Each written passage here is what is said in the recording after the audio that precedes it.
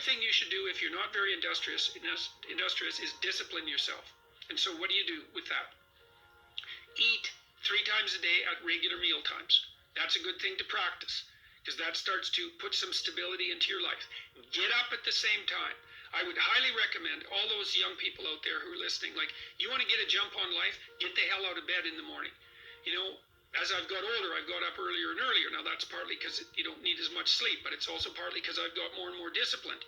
Like, get up early in the morning and get your things done. Man, learn to get up at 6 in the morning and you'll be one deadly creature, especially if you can get to work. You'll have half your damn day done by the time other people haul their sorry asses out of bed. And so that's a massive, massive advantage.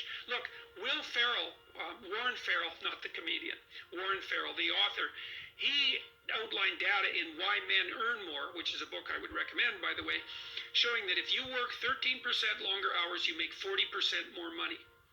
It's non-linear. So you think, why is that? Well, imagine you had 10 employees and one of them works an extra 10%. It's not much. Well, how often is that person going to be promoted, assuming you have a clue as a boss?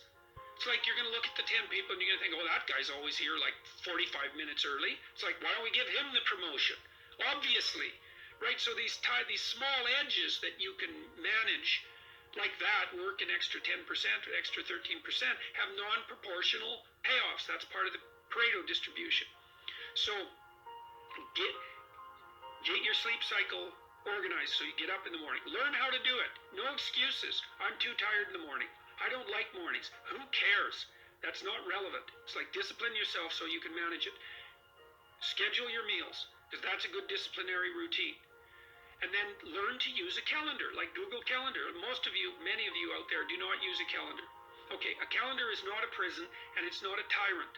Not if you use it properly. A calendar keeps anxiety at bay.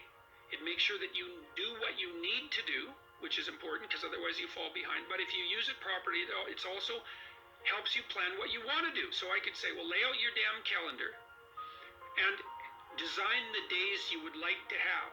That's what your calendar is for. So you can put in all sorts of things in there you want to do, and that would be good for you.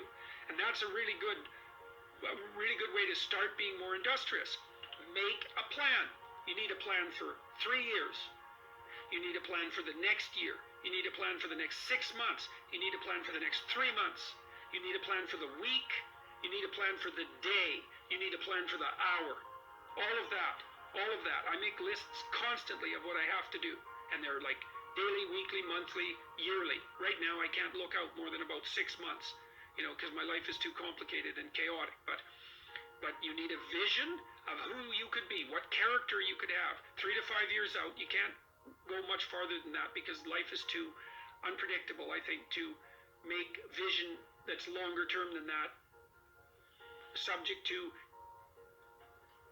There's too much chance associated with it to spend a lot of time on. Maybe you can stretch it to 5 years, and in rare cases, you can have a 10-year goal, but it has to be pretty low resolution. But you want plans at all those levels of resolution. You want to write the things down. And because what are you going to do? You're going to stumble around and get what you need? You're going to stumble around and be useful to other people?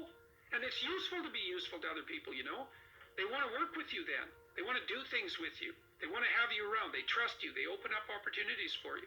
And if you stumble around like you're blind, you're not going to get anywhere. And then you're going to suffer. And then you're going to be bitter. And then you're going to be cruel. So that's hell. That's a bad outcome.